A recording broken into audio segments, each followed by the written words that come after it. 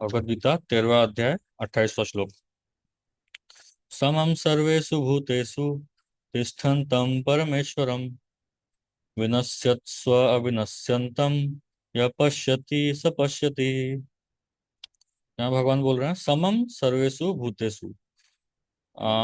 जो व्यक्ति देख पाता है कि सारे जीवात्मा में तिष्ठन्तं तिष्ठन्तं परमेश्वरम, कि सारे जीवात्मा में या सारे बॉडीज में, सारे शरीरों में परमेश्वर तिष्ठन्ति परमेश्वरम, जो परमेश्वर है सारे जीवों में रहते हैं। और वो किस प्रकार रहते हैं? विनश्यत्स विनश्यत्स्व अविनश्यंतम। किस प्रकार रहते हैं? ये जो शरीर है ये नष्ट होता है, लेकिन जो जीवात्मा है या परमात्मा है वो कभी नष्ट नहीं होता है। तो जो ये चीज को देख सकता है कि कैसे जो चीज नष्ट नहीं होता है वो नष्ट होने वाले चीज के अंदर रहता है, जो ये चीज को देख सकता है वही असल में देखता है। यह पश्यति स पश्यति। तो भगवान एक पोएटिक तरीके से बता रहे हैं कि यह पश्यति स पश्यति, जो इस चीज को देखता है वही असल में देख सकता है, मतलब वही असलियत को जानता है, वही सच्चाई जानता है। तो भगवान बोल रहे हैं जो परमात्मा को समस्त शरीरों में आत्मा के साथ देखता है, और जो यह समझता है कि इस नश्वर शरीर के भीतर न तो आत्मा न ही परमात्मा कभी भी विनष्ट होता है, वही वास्तव में देखता है। तो ये नॉलेज की, ये ज्ञान की बात है। भगवान यहाँ पे प्रकृति के ज्ञान के बारे में बता रहे हैं। यही असल में ज्ञान है। बाकी हम जितना प्रकार का भी ज्ञान हम पढ़ते हैं, जो भी हमें स्कूल में पढ़ाया जाता है, जो भी है सब कुछ अज्ञान ही है। एक तरह से वो इंफॉर्मेशन है, वो ज्ञान नहीं है। ज्ञान मतलब जो हमें सच्चाई का अवगत कराए। जिस चीज को जान करके, जिस चीज को पढ़ करके हम सच्चाई के बारे में जान सके, सत्य के बारे में जान सके, तो वही ज्ञान है। उसको छोड़ करके और कुछ ज्ञान नहीं है। जो हमें और ज्यादा इस भौतिक संसार में घुसा रहा है वो चीज कभी ज्ञान नहीं हो सकता, वो चीज अज्ञान ही रहेगा। तो जो चीज हमें इस भौतिक संसार से बाहर निकालता है, इस शरीर से बाहर निकालता है, इस शरीर से ऊपर उठाता है, तो उसी को ज्ञान कहा जा सकता है। तो भगवान यहाँ ज्ञान के बारे में बात कर रहे हैं। ये असल में ज्ञान है कि जो परमात्मा को समस्त शरीरों में आत्मा के साथ देखता है। परमात्मा आत्मा अलग अलग है, दोनों को देखता है। और ये समझता है कि ये जो शरीर के भीतर है, जो नश्वर है, जो नष्ट होता है, इस शरीर के भीतर न तो आत्मा न ही परमात्मा कभी नष्ट होते हैं, वही वास्तव में सच्चाई को देखता है। तो ये भगवान क्लियरली बोल रहे हैं। तात्पर्य भगवान प्रभुपाद जी बोलते हैं जो व्यक्ति सत्संगति के तीन वस्तुओं को, मतलब शरीर, शरीर का स्वामी या आत्मा, तथा आत्मा के मित्र को मतलब परमात्मा, एक साथ संयुक्त देखता है, वही सच्चा ज्ञानी है। तो ये तीन चीज हमेशा, जैसे मैं लास्ट टाइम बता रहा था कि एक पेड़ है और उसमें दो पंछी हैं। एक पेड़ में बहुत सारे फल हैं, एक पंछी है वो उन फलों को खा रहा है, और दूसरा जो पंछी है वो केवल वो जीवात या फिर वो जो दूसरे पंछी को देख रहा है। तो पहले भी भगवान बता चुके हैं जो परमात्मा है या फिर जो फ्रेंड है भगवान का, जो मित्र है, सॉरी, जीवात्मा का जो मित्र है, उसका क्या कार्य क्या है? उपदृष्टा अनुमंता। वो देखते हैं, ओवरसी करते हैं और अनुमति देते हैं। उपदृष्टा अनुमंता च भर्ता भोक्ता महेश्वर। तो परमात्मा के ये पांच कार्य हैं। उपदृष्टा अनुमंता, वो सब कुछ देखते हैं, सब कुछ सुपरवाइज करते हैं, और जो भी जीवात्मा के भाग्य में लिखा हुआ है, उसको मिलना चाहिए नहीं मिलना चाहिए, उसकी अनुमति भगवान प्रदान करते हैं। भगवान सबके भरता है, सबके मेंटेनर हैं। भगवान भोगता है, सब चीजों के असली एंजॉयर भगवान है। और महेश्वर है, सारे चीजों के कंट्रोलर कौन है? भगवान है। तो ये पांच परमात्मा के ये पांच फीचर्स हैं। उपदेष्टा हनुमंता च भर्ता भोक्ता महेश्वर। तो जो परमात्मा है वो, जो दूसरा पंछी है, जो पेड़ में दूसरा पंछी है, वो केवल देखते रहता है कि ये जीवात्मा क्या कर रहा है। तो ये तीन चीजों के बारे में, जो पेड़ है, जो दो, और जो दो पंछी हैं, ये तीन चीजों को जो एक साथ देखता है वही असल में आध्यात्मिकता जान पा रहा है। नहीं तो बाकी सब भले ही बाहर से दिखावा कर रहे हैं कि हम आध्यात्मिक हैं, हम स्पिरिचुअल हैं, हम रिलीजियस हैं, लेकिन असल में कोई स्पिरिचुअल नहीं है, कोई भी आध्यात्मिक नहीं है। यही असल में आध्यात्मिक वस्तु है। जब तक आध्यात्मिक विषयों के वास्तविक ज्ञाता की संगति नहीं मिलती, तब तक कोई इन तीनों वस्तुओं को नहीं देख सकता। तो यहाँ वापस से प्रभुपाद जी गुरु कितना महत्वपूर्ण है उसके बारे में बता रहे हैं। जिन लोगों को ऐसी संगति नहीं होती वे अज्ञानी हैं। वे केवल शरीर को देखते हैं, और जब यह शरीर विनष्ट हो जाता है तो समझते हैं कि सब कुछ नष्ट हो गया। लेकिन वास्तविकता यह नहीं है। शरीर को विनष्ट होने पर आत्मा तथा परमात्मा का अस्तित्व बना रहता है, और वे अनेक विविध चर तथा अचर रूपों में सदैव जाते रहते हैं। तो ये कंटिन्यूसली साइकिल चलते रहता है, अलग अलग 84 लाख योनियों में भ्रमण करते रहते हैं। कभी कभी संस्कृत शब्द परमेश्वर का अनुवाद जीवात्मा के रूप में किया जाता है, क्योंकि आत्मा ही शरीर का स्वामी है, और शरीर के विनाश होने पर वह अन्यत्र देहांतरण कर जाता है। इस तरह वह स्वामी है। लेकिन कुछ लोग इस परमेश्वर शब्द का अर्थ परमात्मा लेते हैं। प्रत्येक दशा में परमात्मा तथा आत्मा दोनों रह जाते हैं, वे विनष्ट नहीं होते। जो इस प्रकार देख सकता है वही वास्तव में देख सकता है कि क्या घटित हो रहा है। तो ये ज्ञान होना अत्यंत जरूरी है कि भले ही शरीर खत्म हो जाए, लेकिन आत्मा और परमात्मा हमेशा इस संसार में रहते हैं, और आगे नेक्स्ट आगे आगे शरीरों में आगे भ्रमण करते रहते हैं। तो इस चीज का ज्ञान होना बहुत आवश्यक है। आगे बढ़ते हैं हम।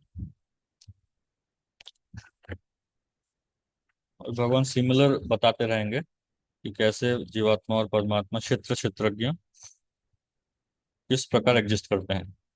समम पश्यन् हि सर्वत्र समवस्थितम ईश्वरम, न हिनस्ति आत्मनात्मानं ततो याति पराम गतिम।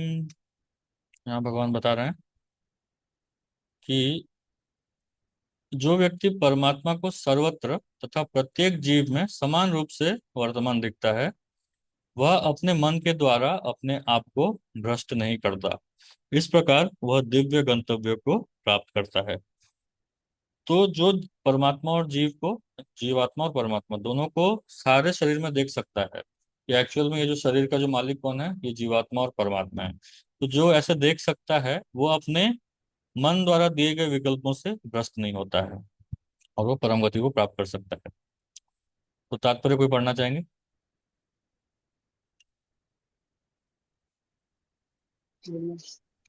जी प्रभु जी, हरे कृष्णा। हरे कृष्णा। आप पढ़िए सुमन माता जी के लिए। हरे कृष्ण, दंडवत प्रणाम प्रभु जी। तात्पर्य शिला प्रभुपाद की जय। जीव अपना भौतिक अस्तित्व स्वीकार करने के कारण अपने आध्यात्मिक अस्तित्व के पृथक स्थित हो गया है।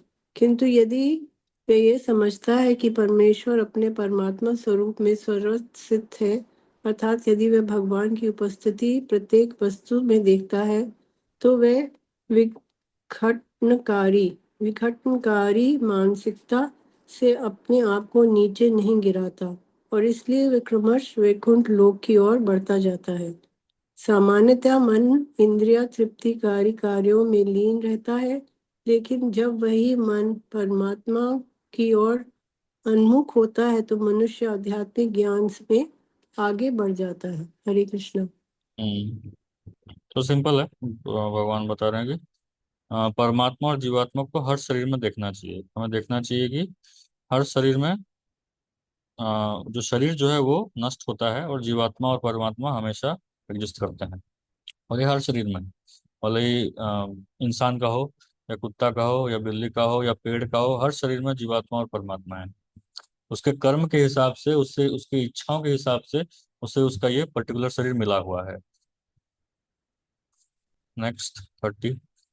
प्रकृत्येव च कर्माणि क्रियमाणानि सर्वश यः पश्यति तथात्मानम् अकर्तारं सपश्यति। तो यहाँ भगवान फिर से सपश्यति मतलब ऐसा व्यक्ति देख सकता है, सत्य को देख सकता है। क्या है? जो यह देखता है कि सारे कार्य शरीर द्वारा संपन्न किए जाते हैं, जिसकी उत्पत्ति प्रकृति से हुई है, और जो देखता है कि आत्मा कुछ भी नहीं करता, वही यथार्थ में देखता है। तो एक्चुअली जो कार्य कर रहा है, जो भी हम कार्य कर रहे हैं, वो हम प्रकृति के 3 गुणों के हिसाब से कार्य कर रहे हैं। ये शरीर कार्य कर रहा है। जो जीवात्मा है, जो एक्चुअल में अंदर बैठा है, वो कार्य नहीं कर रहा है। जो शरीर है, उसके जो भी इच्छाएं थी पिछले जन्म में, पहले उसकी जो इच्छाएं थी, उसके हिसाब से उसको शरीर मिला हुआ है, और 3 गुणों के अंडर रह करके 3 गुणों के हिसाब से वो कार्य कर रहा है। आत्मा कुछ नहीं कर रही है। जो ये सच में देख पाता है, वही व्यक्ति सच में देखता है, भगवान बोल रहे हैं वही व्यक्ति सच में देखता है, वही सत्य जान पाता है। तो और कोई पढ़ सकते हैं तात्पर्य? हरे हरे कृष्ण कृष्ण प्रभु जी। प्रभु जी। हाँ पढ़िए, कोई हरे पढ़िए। कृष्ण। हाँ पढ़िए पढ़िए। पढ़िए सोनाली माता जी पढ़िए। शिल प्रभुपाद की जय। तात्पर्य। ये शरीर आत्मा के निर्देशक के अनुसार प्रकृति द्वारा बनाया गया है और मनुष्य के शरीर के जितने भी कार्य संपन्न होते हैं वे उसके द्वारा नहीं किए जाते हैं। मनुष्य जो भी करता है, चाहे सुख के लिए करे या दुख के लिए करे, वही शारीरिक रचना के कारण उसके करने के लिए बाध्य होता है। लेकिन आत्मा इन शारीरिक कार्यों के विलक रहता है। ये शरीर मनुष्य की पूर्व इच्छाओं के अनुसार प्राप्त होता है।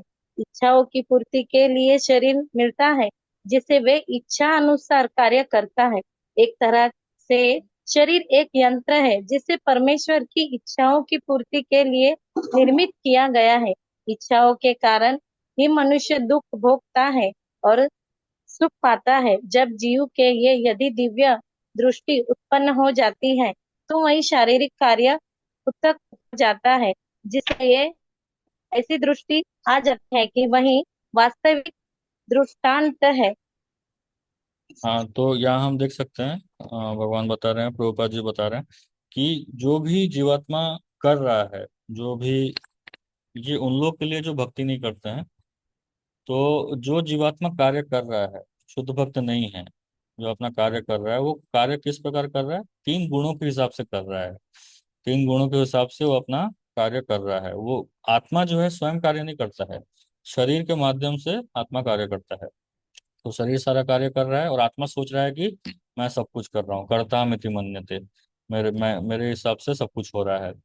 तो इसलिए जो व्यक्ति ये देख पाता है कि आत्मा अलग है, जो इस संसार में किया जा रहा है वो जीवात्मा की पुरानी इच्छाओं के हिसाब से उसको शरीर मिला हुआ है, और वो शरीर वो कार्य करता है। तो ये चीज को जो देख पाता है वही व्यक्ति वास्तविक दृष्टा है, या वही व्यक्ति सत्य देख सकता है।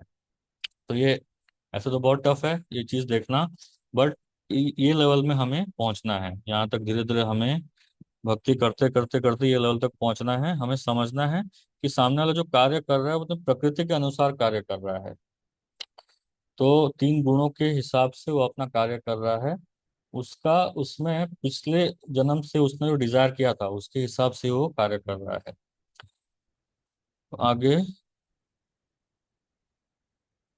यद यदा भूत पृथक भावम एकस्थम अनुपश्यति तत एव च विस्तारम ब्रह्म संपद्यते तदा। जब विवेकवान व्यक्ति विभिन्न भौतिक शरीरों के कारण विभिन्न स्वरूपों को देखना बंद कर देता है और यह देखता है कि किस प्रकार जीव सर्वत्र फैले हुए हैं, तो वह ब्रह्म बोध को प्राप्त करता है। तो वो हर जगह देख पाता है कि हर जगह जीवात्मा है, भगवान के अंश हैं। जितने भी जीवात्मा हैं, जितने भी शरीर दिख रहे हैं उसको, वो सारे भगवान के अंश हैं। तो जो इस प्रकार देख पाता है तो वह ब्रह्म में स्थित हो जाता है, भगवान बोल रहे हैं। तो तात्पर्य कोई और पढ़ना चाहेंगे? गोविंद प्रभु पढ़िए। हरे कृष्ण प्रभु जी। जब मनुष्य यह देखता है कि विभिन्न जीवों के शरीर उस जीव की विभिन्न इच्छाओं के कारण उत्पन्न हुए हैं और वे आत्मा से किसी तरह संबंध नहीं है, तो वह वास्तव में देखता है। देहात्म बुद्धि के कारण हम किसी को देवता, किसी को मनुष्य, कुत्ता बिल्ली आदि के रूप में देखते हैं। यह भौतिक दृष्टि है, वास्तविक दृष्टि नहीं है। यह भौतिक भेदभाव देहात्म बुद्धि के कारण है। भौतिक शरीर के विनाश के बाद आत्मा एक रहता है। यही आत्मा भौतिक प्रकृति के संपर्क से विभिन्न प्रकार के शरीर धारण करता है। जब कोई इसे देख पाता है तो उसे आध्यात्मिक दृष्टि प्राप्त होती है। इस प्रकार जो मनुष्य पशु उच्च नीच आदि के भेदभाव से मुक्त हो जाता है, उसकी चेतना शुद्ध हो जाती है और वह अपने आध्यात्मिक स्वरूप में कृष्ण भावनामृत विकसित करने में समर्थ होता है। तब वह वस्तुओं को जिस रूप में देखता है उसे अगले श्लोक में बताया गया है। तो ये एक हमें एक भक्त को ये देखना चाहिए। अब देखिए, यहाँ से ये समझ में आ रहा है कि जिस प्रकार से हमारा जो शरीर ये मिला हुआ है, ये हमारे पिछली इच्छाओं का हिसाब से शरीर मिला हुआ है, या फिर पिछले जन्म के कार्यकलापों और पिछले जन्म की इच्छाओं से हमारा शरीर मिला हुआ है। तो इसका मतलब ये है कि अभी जो हम कार्य कर रहे हैं, हमारी इच्छा से जो हम कार्य कर रहे हैं, या हमें जो इच्छाएं हो रही हैं, सही हो गलत हो, जैसी भी इच्छाएं हो रही हैं, उसके हिसाब से हमारा नेक्स्ट बॉडी प्रोग्राम होते जा रहा है। वो मैन्युफैक्चर हो रहा है, हमारा जो नेक्स्ट बॉडी है ना, वो प्रोग्राम हो रहा है धीरे धीरे धीरे। हम जो इच्छाएं कर रहे हैं, वो इच्छा के हिसाब से वो बॉडी में वो फिट हो रहा है। तो हम जैसा जैसा जैसा इच्छा करेंगे, तो उसके हिसाब से हमारा नेक्स्ट बॉडी बनता जाएगा। तो इसलिए हमें ध्यान देना चाहिए कि हम क्या इच्छा कर रहे हैं, क्या नहीं कर रहे हैं, इस पर बहुत ध्यान देना चाहिए। तो जैसा हम इच्छा करेंगे, उसको हम बाद में रिट्रैक्ट नहीं कर सकते हैं। उसके हिसाब से हमारा नेक्स्ट शरीर बन रहा है। धीरे धीरे धीरे वो वैसा प्रोग्राम किया जा रहा है, एक एक चिप सेट किया जा रहा है नेक्स्ट बॉडी का। तो हमें बहुत ध्यान देना चाहिए कि हम क्या सोच रहे हैं और क्या इच्छा कर रहे हैं इसके बारे में। आगे नेक्स्ट 32 में, अनादित्वम निर्गुणत्वात् परमात्मायमव्यय शरीरो शरीरस्थोऽपि कौन्तेय न करोति न लिप्यते। तो शाश्वत दृष्टि संपन्न लोग, शाश्वत दृष्टि संपन्न लोग यह देख सकते हैं कि अविनाशी आत्मा दिव्य, शाश्वत तथा गुणों से अतीत है। हे अर्जुन, भौतिक शरीर के साथ संपर्क होते हुए भी आत्मा न तो कुछ करता है, न लिप्त होता है।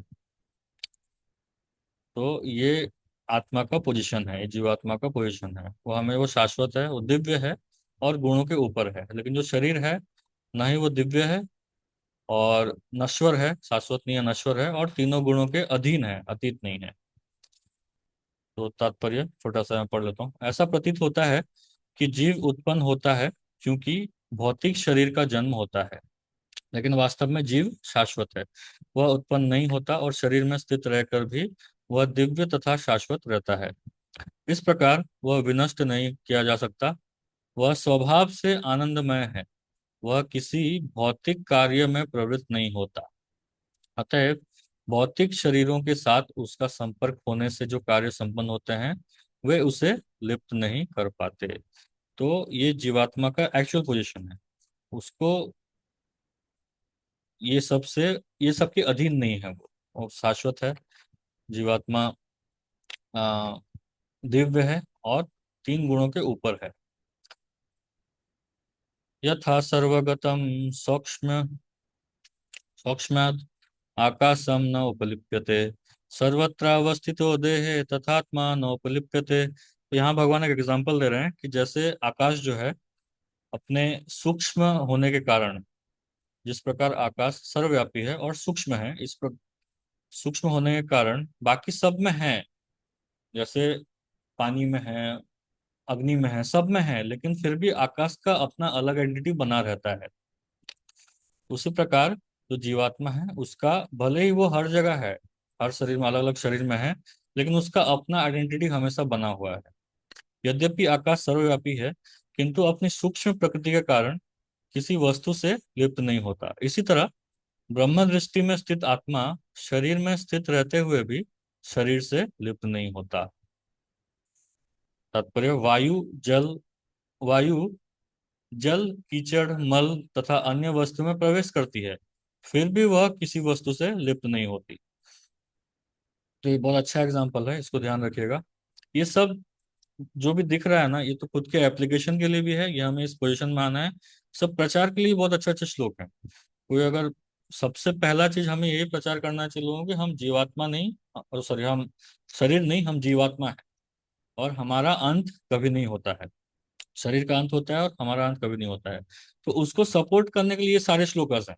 सारे श्लोकस आप देखेंगे ना, कैसे जीवात्मा शरीर के ऊपर रहता है, तो ये सब अच्छे पढ़ेंगे तो आपको अच्छे समझ में भी आएगा और आप लोगों को समझा भी सकते हैं। तो वायु जल कीचड़ मल तथा अन्य वस्तु में प्रवेश करती है, फिर भी वह किसी वस्तु से लिप्त नहीं होती। इसी प्रकार से जीव विभिन्न प्रकार के शरीरों में स्थित होकर भी अपनी सूक्ष्म प्रकृति के कारण उनसे पृथक बना रहता है। अतः इन भौतिक आंखों से यह देख पाना असंभव है कि जीव किस प्रकार इस शरीर के संपर्क में है और शरीर के विनष्ट हो जाने पर वह उससे कैसे विलग हो जाता है। कोई भी विज्ञानी इसे निश्चित नहीं कर सकता। तो विज्ञान के लिए या साइंस के लिए यह बता पाना इम्पॉसिबल है कि किस प्रकार एक जीवात्मा भौतिक शरीर में प्रवेश करता है और भौतिक शरीर से बाहर जाता है। साइंस हमें बहुत सारी चीजें नहीं बता सकती हैं। जैसे हम हम देखते हैं कि सारे जो जीवात्मा जितने भी मनुष्य हैं वो आते हैं एक ही प्रोसेस से। अ, पुरुष और स्त्री के संगम से एक ही प्रोसेस से सब आते हैं, लेकिन सारा सबका नेचर सबका बॉडी सब अलग अलग है। तो ये किस प्रकार से होता है इसका साइंस के पास कोई आंसर नहीं है। ये क्यों होता है किस प्रकार होता है इसका साइंस के पास, हाँ वो एक्सटर्नल चीजें बता सकते हैं कि X chromosome X Y chromosome उसके कुछ हैं नेचर के हिसाब से उनका कुछ डेवलपमेंट होता है, बट वो नेचर किधर से आया है उसके बारे में साइंस कुछ नहीं बता सकता है। तो ये केवल इसके लिए हमें शास्त्रों में ही जाना जानना पड़ेगा। तो साइंस ये नहीं बता सकता। देखिए भले ही सब इवन आइडेंटिकल ट्विंस भी जो होते हैं जो एक साथ पैदा होते हैं उनमें वो भी कितने भिन्न होते हैं।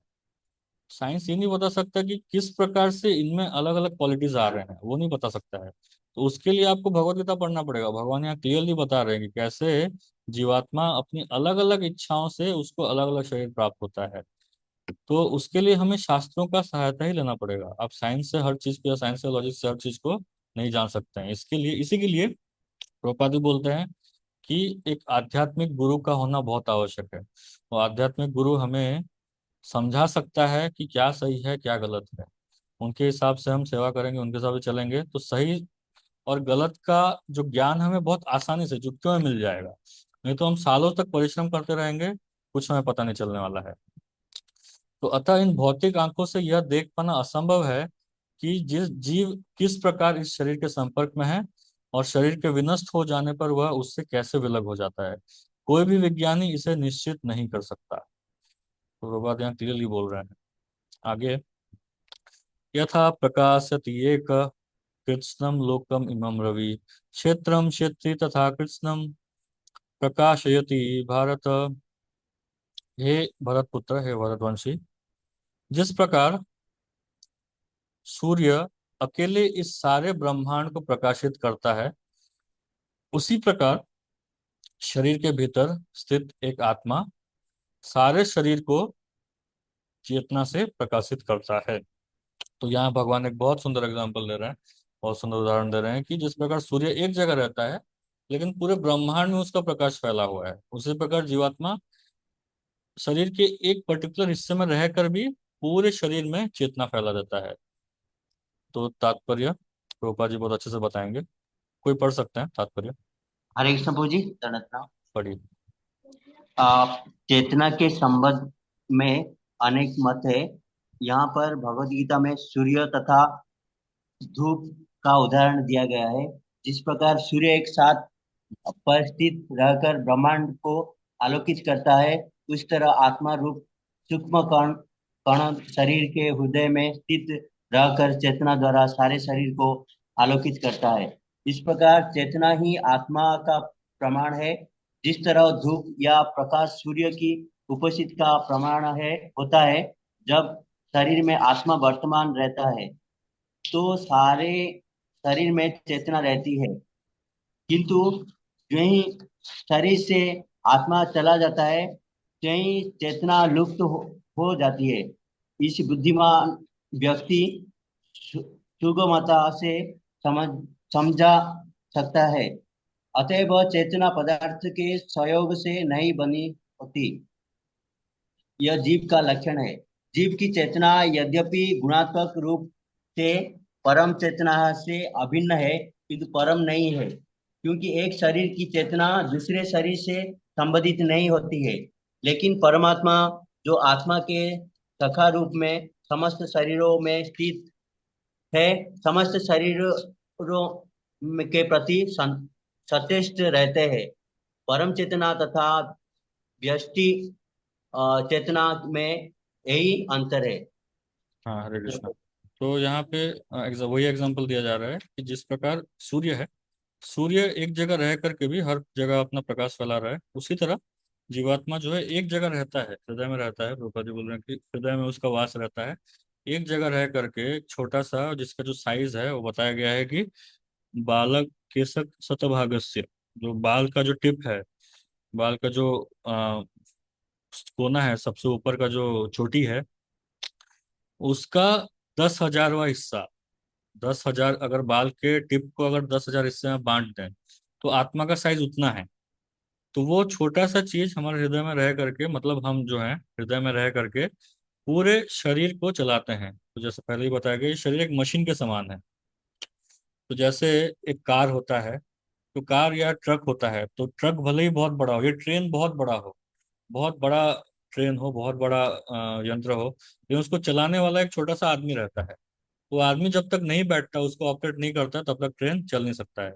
उसी प्रकार हमारा जो शरीर है, जब तक इसमें आत्मा नहीं आती है, आत्मा जब तक ये शरीर में नहीं आती है, तब तक ये आत्मा चलायमान नहीं हो सकती। जैसे ही आत्मा इस शरीर से निकल जाती है, तो वो शरीर काम करना बंद कर देता है। इसी को मृत्यु कहा जाता है। जब वो शरीर काम करना स्टार्ट करता है तो उसको जन्म कहा जाता है। जब वो शरीर काम करना बंद, या फिर आत्मा उससे निकल जाता है, तो उसको मृत्यु कहा जाता है।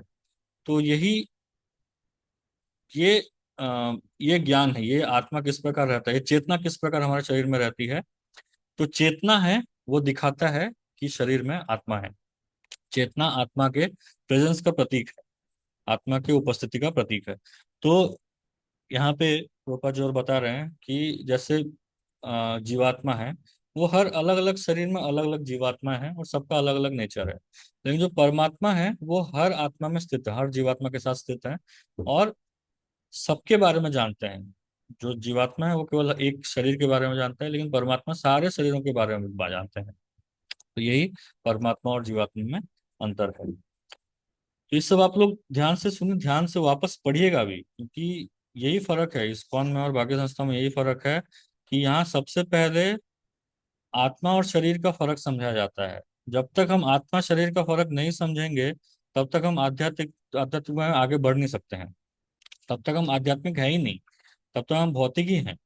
भले ही हम बड़ा बड़ा बाहर के लोग हैं, बड़ा बड़ा सोशल सर्विस करते हैं, बड़े बड़े फिलेंथ्रोपिक एक्टिविटी करते हैं, बड़ा बड़ा समाज सेवा, बड़ा हॉस्पिटल बनाते हैं, बड़ा भंडारा करते हैं, लेकिन फिर भी वो सुखी नहीं रहते हैं। वो लोग कभी सुखी नहीं रहते हैं। क्यों नहीं रहते हैं? क्योंकि वो अपने आप को शरीर मान रहे हैं। और जब तक एक व्यक्ति अपने आप को आत्मा नहीं मानता है, और जब तक समझता नहीं है कि वो आत्मा है, तब तक व्यक्ति शांति से रह नहीं सकता है, तब तक व्यक्ति कभी भी खुश नहीं रह सकता है। इसलिए यह जानना बहुत आवश्यक है कि हम ये शरीर नहीं है। हमें पूर्व पूर्व इच्छाओं के हिसाब से शरीर मिला हुआ है, और हम जो इच्छाएं करेंगे उसके हिसाब से हमारा नेक्स्ट शरीर डिसाइड होगा। इसलिए उसके हिसाब से हमें अपनी इच्छाओं को शुद्ध करना है, भगवान के सेवा में हमारी इच्छाओं को लगाना है। तब जाकर के हमारा जो अगला शरीर या जो हमारा जो अगला जन्म है, वो भगवान के धाम में हो। नहीं तो ऐसा ही जन्म मृत्यु के चक्कर में चलते रहेंगे, कंटिन्यूस चलता रहेगा। ना तो इस जन्म में हमें सुख मिलेगा, ना अगले जन्म में कोई अच्छा गति रहेगा। इसलिए ये ज्ञान होना, इसको समझना बहुत आवश्यक है। किस प्रकार जीवात्मा शरीर में रहता है, किस प्रकार जीवात्मा भगवान का नित्य अंग है, नित्य पार्षद है, नित्य अंग है। भगवान के ही गुण उसमें है, भगवान के समान उसके अंदर गुण है। और परमात्मा और आत्मा में हमेशा फर्क रहता है। ये चीजों को समझना बहुत आवश्यक है। तभी जाकर के हम खुद भी समझेंगे, खुद भी भक्ति में आगे बढ़ेंगे और दूसरों को भी समझा पाएंगे। नहीं तो फिर ऐसे ही चलते रहेगा, डामाडोल भक्ति चलते रहेगा। जब तक बेसिक्स क्लियर नहीं होंगे ना, जैसे एक बिल्डिंग बनाते हैं ना, तो बिल्डिंग में जब तक उसकी जो नींव होती है, नींव अगर स्ट्रांग ना हो या नींव अगर ना हो, तो बिल्डिंग कभी गिर सकती है। तो जब तक हम अपना फाउंडेशन क्लियर नहीं करेंगे, हम अपना बेसिक्स क्लियर नहीं करेंगे, तो हमारा भक्ति टाइम पास वाला भक्ति ही रहेगा। ऐसे ही चलते रहेगा। जैसे ही कुछ कठिन परिस्थिति आ जाएगी, या फिर कोई कुछ बोल देगा, या फिर हमारे जीवन में कुछ अघटन हो जाएगा, तो हम भक्ति छोड़ के तुरंत चले जाएंगे। तो इसलिए सबसे पहले ये समझना जरूरी है कि हम ये शरीर नहीं है, हम जीवात्मा हैं। तो जैसा एक जिस प्रकार एक एक्टर होता है, एक्टर एक्टिंग करता है फिल्मों में, तो हम देखते हैं कि जब एक्टर मूवी में एक्टिंग कर रहा है, तो ऐसा लगता है कि वो सच में पूरा वही एक्टर जो है वो सच में वो कैरेक्टर में घुस गया है। यहाँ तक कि जो हम असल में जो करते हैं उससे भी ज्यादा अच्छा एक्टिंग कर लेता है वो। तो पूरी तरह से उसमें घुसा हुआ है, पूरा अच्छे से एक्टिंग कर रहा है, पूरा अच्छे बढ़िया इमोशंस दिखा रहा है, लेकिन at the end of the day, अंत में उसको पता है कि ये मैं नहीं हूँ। मैं कौन हूँ? मेरा जीवन दूसरा है, मेरे खुद की एक पत्नी है, मेरे बच्चे हैं, मेरा परिवार है। उसको पता है कि अलग है, मेरा खुद का एक जीवन अलग है। तो अंत में वो उधर ही जाने वाला है।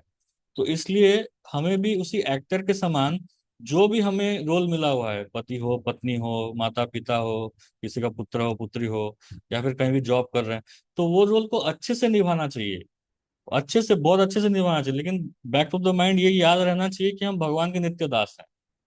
तो हमेशा एंड ऑफ द डे हमें यही याद होना चाहिए कि हम ये शरीर नहीं है। भले ही हम सबके साथ रिलेशन बना रहे हैं, सब अच्छे से कर रहे हैं, लेकिन हम ये शरीर नहीं है। ये ध्यान रहेगा तभी व्यक्ति जो है, एक जीवात्मा जो है, वो शांति में रह सकता है, वो अच्छे से रह सकता है। तो बेसिक्स क्लियर होना बहुत आवश्यक है। जब तक बेसिक क्लियर नहीं होगा, हमारा भक्ति ऐसे टाइम पास भक्ति चलता रहेगा। तो इसलिए प्रभुपाद जी बार बार ये ज्ञान को बोलते रहते हैं, इस चीजों को बोलते रहते हैं। भगवान भी बार बार, देखिए, सेम चीजों को बार बार दोहरा रहे हैं भगवान। इसको समझना बहुत आवश्यक है। अंत में जो 35वां श्लोक है, क्षेत्र क्षेत्रज्ञयोरेवम् अंतरम ज्ञान चक्षुषा भूत प्रकृति मोक्षम च ये विदुर यान्ति ते परम। तो जो लोग ज्ञान के चक्षुओं से शरीर तथा शरीर के ज्ञाता के अंदर को देखते हैं, उनके अंतर को देखते हैं, और भव बंधन से मुक्ति की विधि को भी जानते हैं, उन्हें परम लक्ष्य प्राप्त होता है। तो भगवान बता रहे हैं कि किस प्रकार से हम परम लक्ष्य को प्राप्त कर सकते हैं। तो ये ज्ञान होना बहुत आवश्यक है, तभी जाकर के हम परम लक्ष्य को आसानी से प्राप्त कर सकते हैं। तात्पर्य कोई पढ़ सकते हैं? और कोई?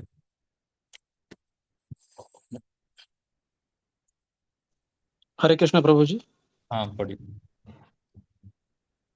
इस 13वें अध्याय का तात्पर्य यही है कि मनुष्य को शरीर, शरीर के स्वामी तथा परमात्मा के अंतर को समझना चाहिए। उसे श्लोक 8 से लेकर श्लोक 12 तक में वर्णित मुक्ति की विधि को जानना चाहिए, तभी वह परम गति को प्राप्त हो सकता है। श्रद्धालु को चाहिए कि सर्वप्रथम वह ईश्वर को श्रवण करने के लिए सत्संगति करे और धीरे धीरे प्रबुद्ध बने। यदि गुरु स्वीकार कर लिया जाए तो पदार्थ तथा आत्मा के अंतर को समझा जा सकता है, और वही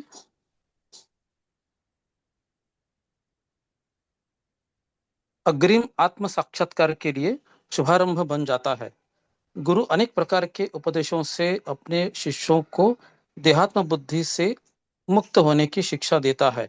उदाहरणार्थ, भगवत गीता में कृष्ण अर्जुन को भौतिक बातों से मुक्त होने के लिए शिक्षा देते हैं।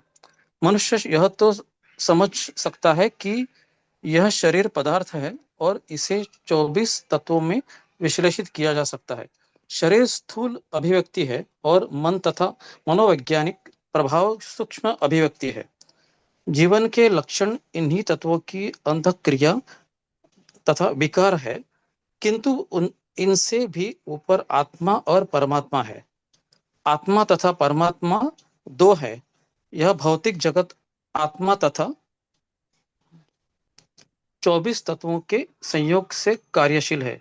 जो संपूर्ण भौतिक जगत की इस रचना को आत्मा तथा तत्वों के संयोग से वही मानता है और परमात्मा की स्थिति को भी देखता है, वही वैकुंठ लोक जाने का अधिकारी बन पाता है। ये बातें चिंतन तथा साक्षात्कार की है। मनुष्य को चाहिए कि गुरु की सहायता से इस अध्याय को भली भांति समझ ले। इस प्रकार श्रीमद् भगवद गीता के 13वें अध्याय प्रकृति, पुरुष तथा चेतना का भक्ति वेदांत तात्पर्य पूर्ण हुआ। हरे कृष्णा। हरे कृष्ण प्रभु जी। हाँ, तो यहाँ पे ये 13वां चैप्टर जो है, इसको भगवान यहाँ पे विराम दे रहे हैं। तो यहाँ पे कंक्लूजन में यही बताया जा रहा है कि ये ज्ञान को प्राप्त करना बहुत आवश्यक है। ये ज्ञान को समझना कि जीवात्मा और परमात्मा में क्या फर्क है, किस प्रकार क्षेत्र और क्षेत्रज्ञ, पूरा जो भौतिक संसार है, ये क्षेत्र और क्षेत्रज्ञ के मिश्रण से ही पूरा बना हुआ है। प्रकृति और जीवात्मा, इसके मिश्रण से ही पूरा संसार बना हुआ है।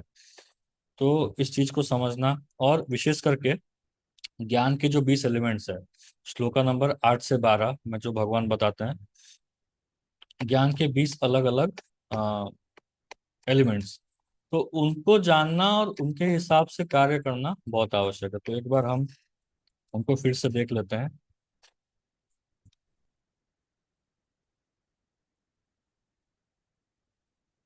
तो 8 से 12 लोग अपने बुक में देख सकते हैं।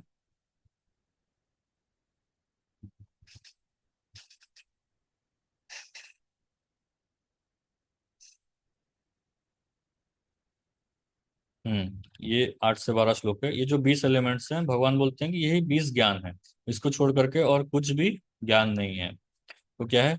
अमानित्वम, अदम्भित्वम, अहिंसा, शांति मार्जवम, आचर्योपासनम, शौचम, स्थैर्यम, आत्म विनिग्रह, इंद्रियार्थेषु वैराग्यम, अहंकार अनअहंकार एव च, जन्म मृत्यु जरा व्याधि दुख दोषाणुदर्शनम, असक्तिर अनभिस्वंग, पुत्रदारा गृहादिषु, नित्यं च समचित्तत्वम्, इष्टानिष्टोपपत्तिषु, मयि चानन्य योगेन भक्तिरव्यभिचारिणी, विविक्त देश सेवित्वम्, अरतिर्जन संसदि, अध्यात्म ज्ञान नित्यत्वं, तत्व ज्ञानार्थ दर्शनम्, एतज्ज्ञानमिति प्रोक्तम्, अज्ञानम यद अतोन्यथा।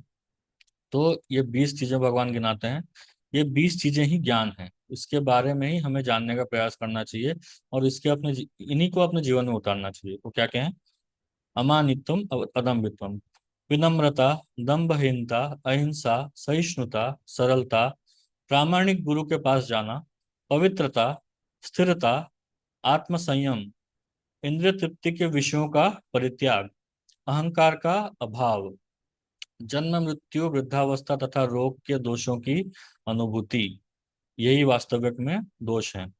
वैराग्य, संतान, स्त्री, घर तथा अन्य वस्तुओं की ममता से मुक्ति, अच्छी तथा बुरी घटनाओं के प्रति समभाव, मेरे प्रति निरंतर अनन्य भक्ति, एकांत स्थान में रहने की इच्छा, जन समूह से विलगाव, आत्म साक्षात्कार की महत्ता को स्वीकारना तथा परम सत्य की दार्शनिक खोज, इन सब को मैं ज्ञान घोषित करता हूँ और इनके अतिरिक्त जो भी है वह सब अज्ञान है। तो ये 20 चीजों को बार बार पढ़ना चाहिए और इनको अपने जीवन में उतारने का प्रयास करना चाहिए, क्योंकि यही ज्ञान है, इसको छोड़ करके और कुछ ज्ञान नहीं है। भगवान द्वारा स्टाम्प मारा जा रहा है, यही ज्ञान है, इसको छोड़ के जो भी हम पढ़ रहे हैं वो सब अज्ञान है। तो इसलिए इसको कल्टीवेट करना बहुत आवश्यक है, तभी जाकर के हम सत्य के बारे में जान सकते हैं। तो यहाँ पे हमारा 13 चैप्टर या 13वां अध्याय अ, समाप्त होता है। इसके आगे हम 14 चैप्टर इसको भी स्टार्ट करेंगे, प्रकृति के 3 गुण, 3 मोड्स ऑफ मेटेरियल नेचर। अध्याय 4, प्रकृति के 3 गुण। श्री भगवान उवाच, परम भूय प्रवक्ष्यामि ज्ञानानां ज्ञानमुत्तमम्, यज्ञात्वा मुनयः सर्वे पराम सिद्धिम इतो गता। श्री भगवान ने कहा, अब मैं तुमसे समस्त ज्ञानों में सर्वश्रेष्ठ इस परम ज्ञान को पुनः कहूंगा, जिसे जान लेने पर समस्त मुनियों ने परम सिद्धि प्राप्त की है। तो भगवान अभी प्रकृति के 3 गुणों का ज्ञान के बारे में बताएंगे। प्रकृति के 3 गुण किस प्रकार कार्य करते हैं उसके बारे में बताएंगे। भगवान बोल रहे हैं कि यही सर्वश्रेष्ठ ज्ञान है, इससे बेहतर कुछ और ज्ञान नहीं है इस भौतिक जगत में। सर्वश्रेष्ठ ज्ञान यही है, इसको जान करके परम सिद्धि प्राप्त की जा सकती है। तो तात्पर्य पढ़ना चाहेंगे और कोई? हरे कृष्ण प्रभु जी धर्म। हाँ, हरीश सर, और कोई है? हरे कृष्णा। पढ़ू प्रभु जी। और दूसरे कोई नहीं है? हरे कृष्णा प्रभु जी। बड़े मनोज को बड़ी। प्रभु जी हरे कृष्णा। हाँ, पढ़िए। तात्पर्य 7वें अध्याय से लेकर 12वें अध्याय तक श्री कृष्ण परम सत्य भगवान के विषय में विस्तार से बताते हैं। अब भगवान स्वयं अर्जुन को आगे और ज्ञान दे रहे हैं। यदि कोई इस अध्याय को दार्शनिक चिंतन द्वारा भली भांति समझ ले तो उसे भक्ति का ज्ञान हो जाएगा। 13वें अध्याय में यह स्पष्ट बताया जा चुका है कि विनय पूर्वक ज्ञान का विकास करते हुए भवबंधन से छूटा जा सकता है। यह भी बताया जा चुका है कि प्रकृति के गुणों की संगति के फलस्वरूप ही जीव इस भौतिक जगत में बद्ध है। अब इस अध्याय में भगवान स्वयं बताते हैं कि वे प्रकृति के गुण कौन कौन से है, वे किस प्रकार क्रिया करते हैं, किस तरह बांधते हैं और किस प्रकार मोक्ष प्रदान करते हैं। इस अध्याय में जिस ज्ञान का प्रकाश किया गया है उसे अन्य पूर्ववर्ती अध्यायों में दिए गए ज्ञान से श्रेष्ठ बताया गया है। इस ज्ञान को प्राप्त करके अनेक मुनियों ने सिद्धि प्राप्त की और वे वैकुंठ लोक के भागी हुए। अब भगवान उसी ज्ञान को और अच्छे ढंग से बताने जा रहे हैं। यह ज्ञान अभी तक बताए गए समस्त ज्ञान योग से कहीं अधिक श्रेष्ठ है और इसे जान लेने पर अनेक लोगों को सिद्धि प्राप्त हुई है। अतः यह आशा की जाती है कि जो भी इस अध्याय को समझेगा उसे सिद्धि प्राप्त होगी। हरे कृष्ण। भगवान प्रभुपाद जी इसका फल भी दे रहे हैं, जो इस अध्याय को समझ जाएगा उसे निश्चय सिद्धि प्राप्त होगी। तो ये जो ज्ञान है, हर प्रकार के जितने प्रकार के ज्ञान हम देखते हैं संसार में, अलग अलग प्रकार के ज्ञानी हैं, ज्ञानी महात्मा बहुत सारे अलग अलग प्रकार के ज्ञान के बारे में बात करते हैं। लेकिन भगवान यहाँ क्लियरली बता रहे हैं कि ये जो ज्ञान है ये सर्वश्रेष्ठ ज्ञान है। तीन गुणों के बारे में जानना और उसके हिसाब से कार्य करना, कैसे उसके ऊपर उठने का प्रयास करना, ये ज्ञान को जो जान लेता है वो सर्वश्रेष्ठ ज्ञान को जान लेता है, वो निश्चय सिद्धि प्राप्त करेगा। तो इसलिए इस ज्ञान को समझना बहुत आवश्यक है। भगवान स्वयं बता रहे हैं कि कितना महत्वपूर्ण है ये ज्ञान समझना। नेक्स्ट दूसरा श्लोक। इदं ज्ञानमुपाश्रित्य मम साधर्म्यमागत सर्गेऽपि नोपजायन्ते प्रलये न व्यथन्ति च। इदम ज्ञानम उपाश्रित्य, इस ज्ञान में स्थिर होकर मनुष्य मेरे जैसी दिव्य प्रकृति या स्वभाव को प्राप्त कर सकता है। इस प्रकार स्थित हो जाने पर वह न तो सृष्टि के समय उत्पन्न होता है और न प्रलय के समय विचलित होता है। तो इस ज्ञान को प्राप्त करने के बाद भगवान के जैसा हमें दिव्य स्वभाव प्राप्त हो जाता है। भगवान जैसे सच्चिद आनंद विग्रह, भगवान का स्वरूप कैसा है? सच्चिद आनंद विग्रह। तो हमारा शरीर भी सच्चिद आनंद, वापस से उस स्थिति में हम पहुंच जाते हैं। तात्पर्य कोई पढ़ेंगे? मैं पढ़ू हरे कृष्णा प्रभु। प्रभु जी। हाँ, अंजलि माता जी बोलिए। हरे कृष्णा। पूर्ण दिव्य ज्ञान प्राप्त कर लेने के बाद मनुष्य भगवान के गुणात्मक क्षमता प्राप्त कर लेता है और जन्म मरण के चक्र से मुक्त हो जाता है। लेकिन जीवात्मा के रूप में उसका वह स्वरूप समाप्त नहीं होता। वैदिक ग्रंथों से ज्ञात होता है कि जो मुक्त आत्माएं वैकुंठ जगत में पहुंच चुकी हैं, वे निरंतर परमेश्वर के चरण कमलों के दर्शन करती हुई उनकी दिव्य प्रेमा भक्ति में लगी रहती हैं। अतः मुक्ति के बाद भी भक्तों का अपना निजी स्वरूप नहीं समाप्त होता। सामान्यतः इस संसार में हम जो भी ज्ञान प्राप्त करते हैं वह प्रकृति के 3 गुणों द्वारा दूषित रहता है। जो ज्ञान इन गुणों से दूषित नहीं होता वह दिव्य ज्ञान कहलाता है। जब कोई व्यक्ति इस दिव्य ज्ञान को प्राप्त होता है तो वह परम पुरुष के समक्ष पद पर पहुंच जाता है। जिन लोगों को समकक्ष पद। हाँ, समकक्ष पद पहुंच जाता है। जिन लोगों को प्रभु जी नीचे चिन्मय आकाश का ज्ञान नहीं है, वे मानते हैं कि भौतिक स्वरूप के कार्यकलापों से मुक्ति होने पर यह आध्यात्मिक पहचान बिना किसी विविधता के निराकार हो जाती है। लेकिन जिस प्रकार इस संसार में विविधता है उसी प्रकार आध्यात्मिक जगत में भी है। जो लोग इससे परिचित नहीं है वे सोचते हैं कि आध्यात्मिक जगत इस भौतिक जगत की विविधता से उल्टा है।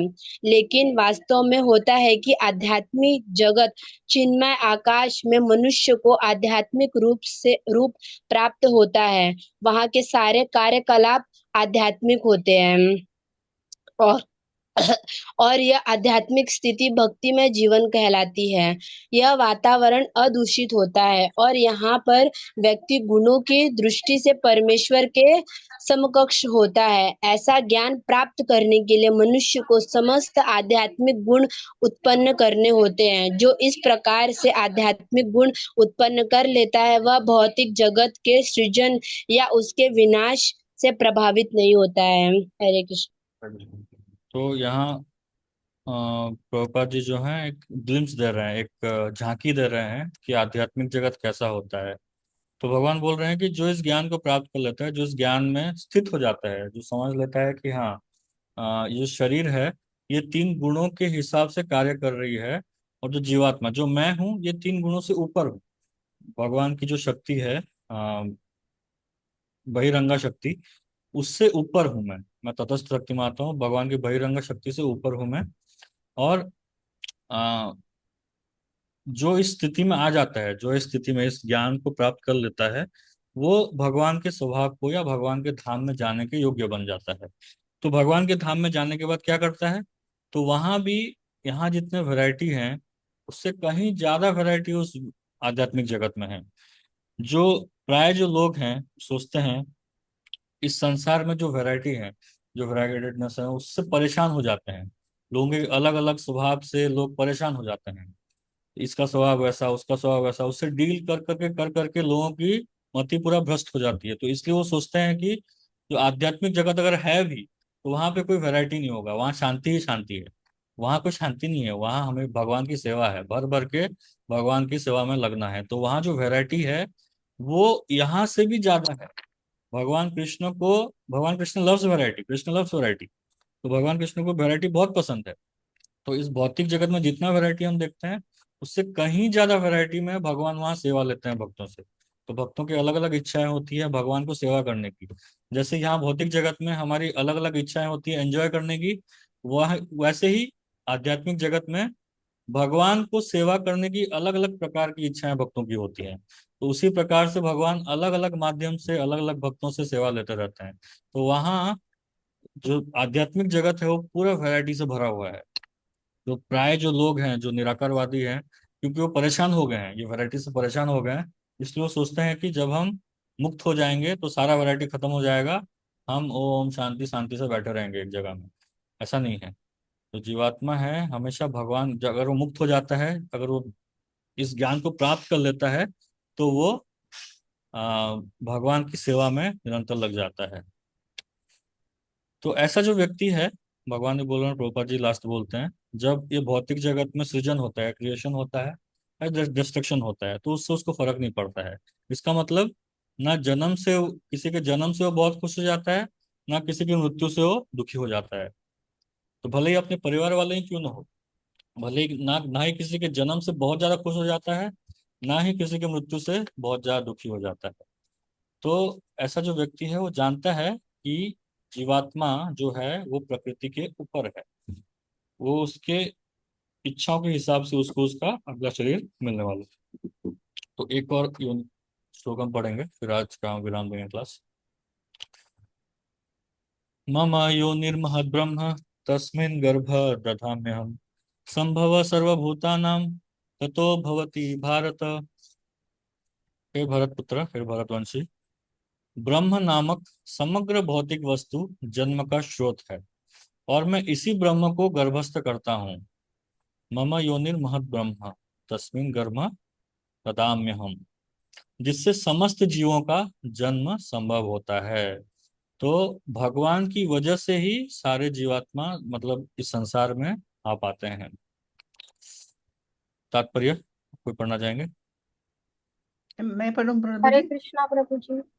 हाँ पढ़िए, कोई यशवंत पढ़िए। मैं पढ़ूं? हाँ पढ़िए पढ़िए मतलब। यह संसार की व्याख्या है। जो जो कुछ घटित होता है वह क्षेत्र शरीर या क्षेत्रज्ञ आत्मा के संयोग से होता है। प्रकृति और जीव का यह संयोग स्वयं भगवान द्वारा संभव बनाया जाता है।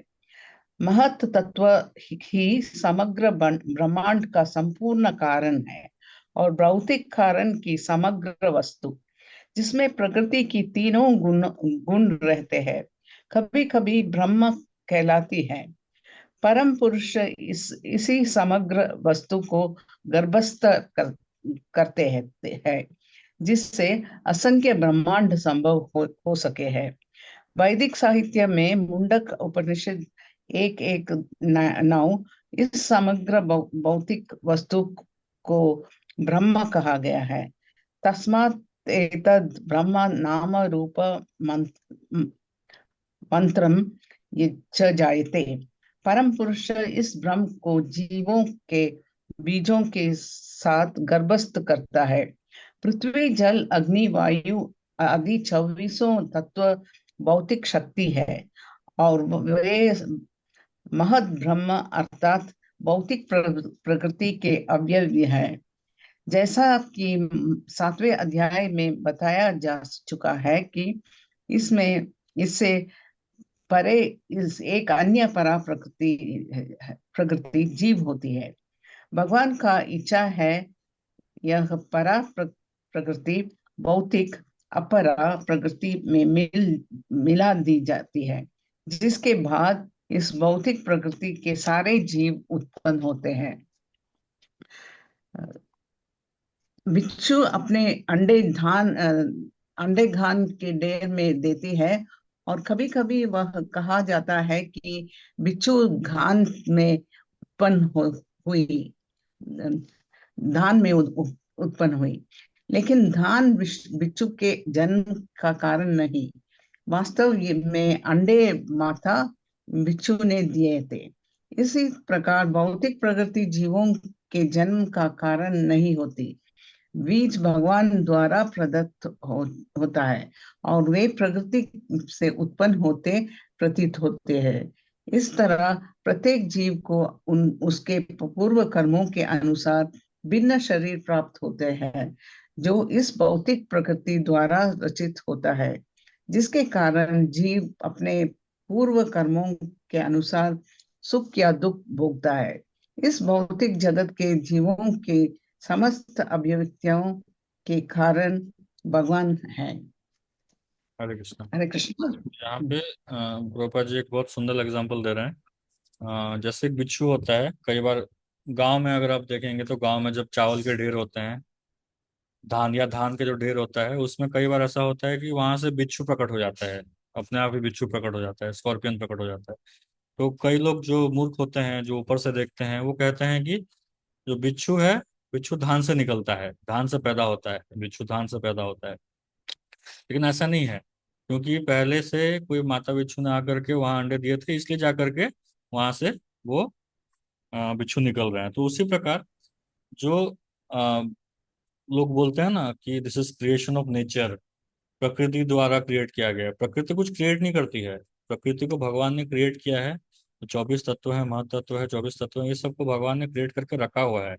वहां भगवान एक जीवात्मा को डालते हैं, जीवात्मा को डालने के बाद फिर वो उससे एक शरीर क्रिएट होता है और शरीर बनता है, मैनिफेस्ट होता है। शरीर मैनिफेस्ट होकर फिर वो जीवात्मा उस शरीर को चलाता है। तो ऐसा कहना कि प्रकृति से ही सब जीवात्मा उत्पन्न होते हैं, ये गलत है। भगवान के द्वारा जीवात्मा इस संसार में आते हैं और प्रकृति को मैनिपुलेट करते हैं, ये सही अंडरस्टैंडिंग है। तो भगवान के द्वारा ही मम योनिर महत ब्रह्म, भगवान के द्वारा ही सभी जीवात्मा इस संसार में कार्य कर पाते हैं और प्रकृति को मैनिपुलेट कर पाते हैं। तो आगे चल करके भगवान 3 गुणों के बारे में बताएंगे। सत्वगुण कैसा होता है, रजोगुण कैसा होता है, तमोगुण कैसा होता है, सत्वगुण में रहने वाले व्यक्ति कैसे होते हैं, रजोगुण में रहने वाले व्यक्ति कैसे होते हैं, तमोगुण में रहने वाले व्यक्ति कैसे होते हैं।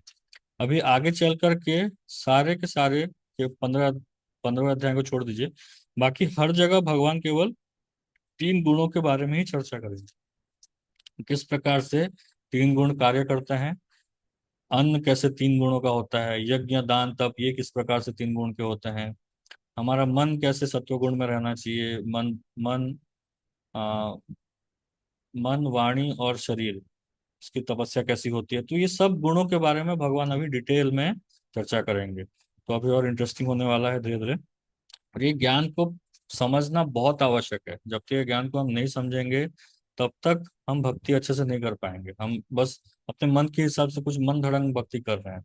जैसे ही कोई प्रॉब्लम आ जाएगा हम तुरंत भगवान को ही कोसेंगे, या तो फिर हमारी भक्ति को कोसेंगे, इतना भक्ति करने के बाद भी मेरे साथ इतना कष्ट क्यों हो रहा है, ऐसा बोलने लगेंगे। तो ये सब चीजों से बचना है हमें। अगर प्रॉपर भक्ति करनी है तो हमें ये बेसिक ज्ञान होना बहुत आवश्यक है। ये बेसिक है, ये एबीसीडी है। भगवत गीता जो है, प्रभुपाद जी कहा करते थे कि this is ABCD of spiritual knowledge. ये आध्यात्मिक ज्ञान का क ख ग घ है। तो इसको अगर ठीक से अगर नहीं समझेंगे तो आगे का आध्यात्मिक ज्ञान कुछ नहीं समझ सकते हैं। तो इसलिए इस ज्ञान को भगवत गीता में भगवान जो बता रहे हैं, इसको अच्छे से पढ़ करके समझना, और फिर जिसको भी अगर पॉसिबल हो सके आगे के लोगों को समझाना, ये बहुत आवश्यक है। पहले तो खुद समझना है, जन्म सार्थक करे करो परोपकार। पहले खुद समझ करके अपनी भक्ति को स्ट्रांग करना है, तभी जा करके हम दूसरों के लाइफ में भी इफेक्ट डाल पाएंगे। जब तक हम खुद अच्छे से फॉलो नहीं करेंगे तो हम खुद पे इफेक्ट नहीं पड़ रहा है, दूसरे पे क्या इफेक्ट डालेंगे। इसलिए पढ़ना अच्छे से बहुत आवश्यक है। ठीक है, हरे कृष्णा। तो आप लोगों को कोई डाउट है तो आप पूछ सकते हैं यहाँ तक, नहीं तो हम आज विराम देते हैं।